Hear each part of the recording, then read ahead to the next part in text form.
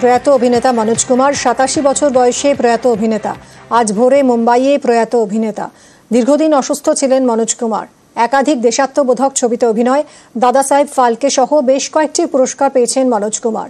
1992-এ পদ্মশ্রী সম্মান পান তিনি।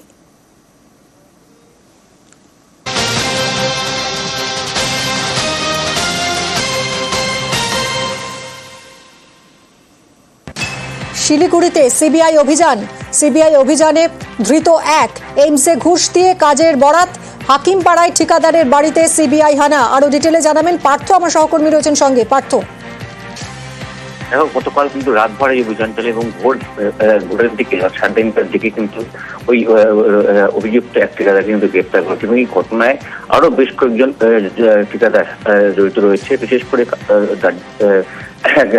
গ্যাংটক, কালিম্পং এবং শিলিগুড়ির বেশ কয়েকটি জায়গা অর্থাৎ শুকনা এইসব জায়গায় কিন্তু অনলাইন কাজের বরাত নিয়ে কিন্তু ঘুষ দেওয়ার অভিযোগ উঠেছে এবং গতকাল বিকেলেই শিলিগুড়ি বর্ধমান রোড থেকে যখন এই ঘুষ দেওয়া হচ্ছিল এবং তা কিন্তু সেই সময় খবর পেয়ে কর্তারা সেখানে পৌঁছায় শিলিগুড়ি বর্ধমান এবং সেখান থেকে যে সেনা অফিসার ঘুষ নিচ্ছিলেন তাকেও কিন্তু আটক করেছে। ইতিমধ্যে তাকে কিন্তু চালাচ্ছে সিবিআই আধিকারিকরা এবং তার সূত্র ধরেই কিন্তু এই হাকিমপাড়ায় রাতভর অভিযান চালায়। দফায় দফায় সিবিআই আধিকারিকরা আসে এবং শেষ পর্যন্ত ভোর 3:30টা নাগাদ তাকে গ্রেপ্তার করে এবং তাকে যেটা আরো কিছু তথ্য উঠে এসছে এবং আরো বেশ কয়েকজন নাম উঠে এসছে।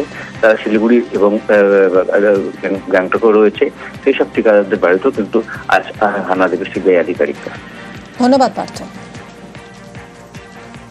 कोई पब्लिक सर्वेंट के अगेंस्ट में एक कुछ आरोप था कि वो लोग ब्राइब लेके ही आरोप था, तो वही सीबीआई लोग वो इन्वेस्टिगेशन कर रहे हैं।